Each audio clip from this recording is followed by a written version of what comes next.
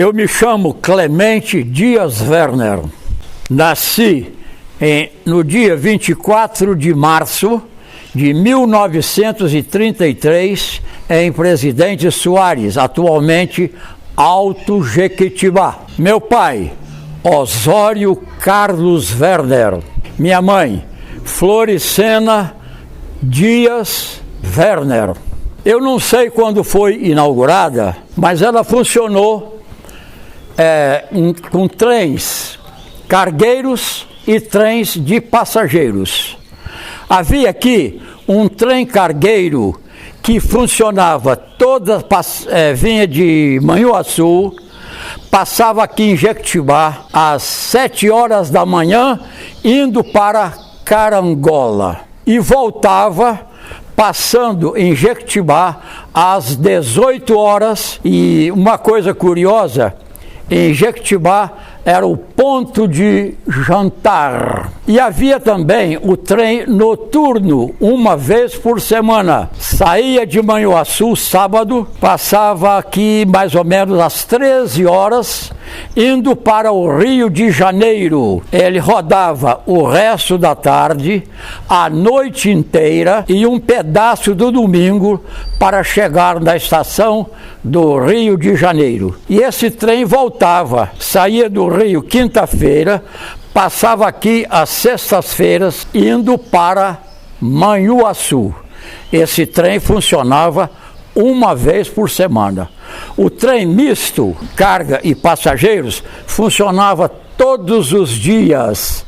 Subia de manhã e voltava à noite. Olha, naquela época, estradas de rodagem eram pouquíssimas. Todo o transporte passageiro e mercadoria era feito por esses trens. Os comerciantes, por exemplo, que compravam mercadorias lá do Rio de Janeiro e de outros lugares, eles vinham por trem para Jequitibá, porque não havia transporte rodoviário, só havia transporte ferroviário. Mercadoria também, principalmente o café, que sempre foi a produção maior desse lugar. Todo o café exportado ia de trem para o Rio de Janeiro. Eu não me lembro exatamente quando, mas foi ali pelos anos de 1943, 44, por aí, um trem cargueiro vinha para essa região e na Serra da Vista Bela, esse trem perdeu o controle e disparou pela serra abaixo. Os vagões iam ficando nas curvas. Então, eu fui ver esse trem. Alguns carros ficaram para cima da Vista Bela. A máquina, com 1 ou 2 vagões, vieram até a Vista Bela, até a parada da Vista Bela. Ali, o maquinista parou o trem. Inclusive, um vagão caiu em cima de uma casa, mas graças a Deus não houve vítimas. O prejuízo foi só material. E o pessoal foi pegando, rapaz, porque ficou lá largada, não tinha polícia, era na roça. Então o povo ia chegando, pegando material e levando embora para casa. Foi um prejuízo muito grande, viu? Havia um cinema chamado 15 de Junho, que funcionava ali no centro da cidade, mais ou menos perto do internato feminino, por ali. Era um cinema mudo, não tinha som. Aí, esse cinema chegou num certo ponto, ele parou. Aí o colégio arranjou lá, improvisou um cinema. Esse já era cinema falado. Ali funcionava no pavilhão do colégio. Funcionava às quintas-feiras e aos sábados. Ele era sonoro. Os filmes vinham de trem, chegava ali, parava o trem, tirava o filme, passava, depois devolvia e o filme ia embora de trem. O filme passou, pronto, acabou. Voltava pro Rio, não sei para onde. Também tinha em Alto Jequitibá 2 concessionárias, Chevrolet e Ford, mas não são do meu tempo. Uma dessas concessionárias, o representante, se eu não me engano, era o senhor Durval Dias. Ali o senhor Durval Dias, ele tinha uma bomba de gasolina que era manual. Então, todas as vezes que chegava um cliente para abastecer, o operador funcionava, a gasolina vinha, enchia o reservatório, aí abria e o reservatório então vazava a gasolina para o carro. Depois é que veio a bomba elétrica, mas a primeira bomba era manual, era assim.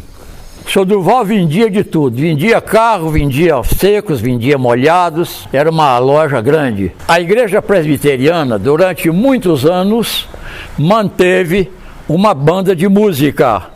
O senhor Durval é que era o representante ou o presidente, era qualquer coisa da diretoria, porque a banda, ela pertencia à igreja presbiteriana. E o senhor Durval era da igreja presbiteriana, então ele assumiu. Ele era vamos dizer, o presidente ou responsável. E a igreja católica também tinha a sua banda. As bandas às vezes saíam, né, para visitar outras cidades. Manhumirim, por exemplo, até onde eu sei, não tinha banda de música. Até onde eu sei. Não assumo. Olha, o teatro normalmente funcionava em setembro, fazia parte da festa do dia 7. Dia 7 tinha parada, tinha venda de refrigerantes, doces e também tinha o teatro, que era realizado no auditório do colégio. Eu fiz parte diversas vezes no teatro. A festa de setembro começou com o reverendo Aníbal Nora. Ele veio para cá para pastorear a igreja presbiteriana e criou essa festa em setembro. E a coisa evoluiu, depois veio a banda de música e teatro, e uma coisa muito importante era o desfile do dia 7 de setembro. Então, a coisa funcionou durante muitos anos, no princípio do século XX, porque o reverendo Cícero veio para cá em 1930, porque antes desse, outros pastores já tinham estado aqui e a festa prosseguiu. O reverendo Cícero deu muito apoio e também no dia 7 de madrugada, a banda fazia a alvorada.